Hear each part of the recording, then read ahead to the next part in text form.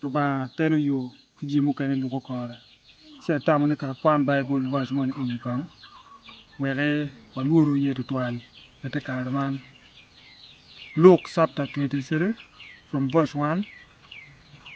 From chapter 23 from verse 1 to 4. Ma wajine. Then the whole assembly rose and led him off to Pilate.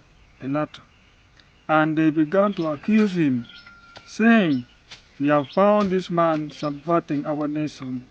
He opposes payment of taxes to Caesar and claims to be Messiah, a king." So Pilate asked Jesus, "Are you the king of Jews?" "You have said so," Jesus replied. Amero fui ulutua, eni afan geti andok. Kar mo karangej, kar ma Yesu biro ka laro dano, ubiro ka konyo dano loko beru mapol. Maki beru ka choko lok mapol kume. Geti andok ni umyar ki gu Yesu Kristo. Kon Yesu biro ma eno biro ye, uberu gem me konyo dano ki gem me laro dano.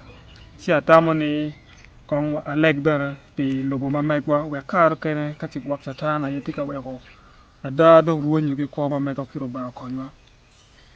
Be ai ruoto ba me kisabana roba na chui polo ki lobo roba pa Abramo roba pa Isaka roba pa Yakobo.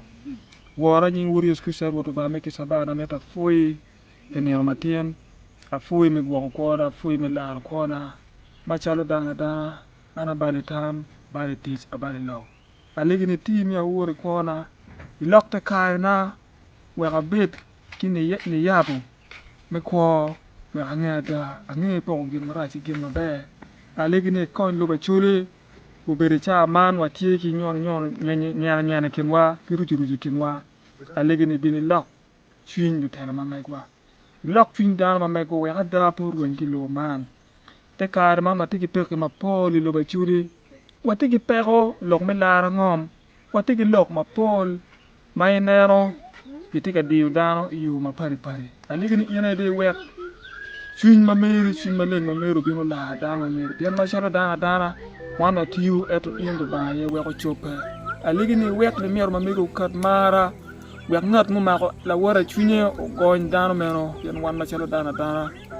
Wabalo cha moy ken. Aligi ni team ya wora. Alego pe dano mamego maketika dano chana lok me luluch. Lok me apa. Lok ma pare lok mi ojong. Lok ma pare ma kubere chana tela mamego ku ruinyo ki yada. Kon ki lok me politik kerwe lok me konyo dano ay ruto ba me kisabana. Alego ma chiek ruba wono ba wuto ba chindoleng. Amen.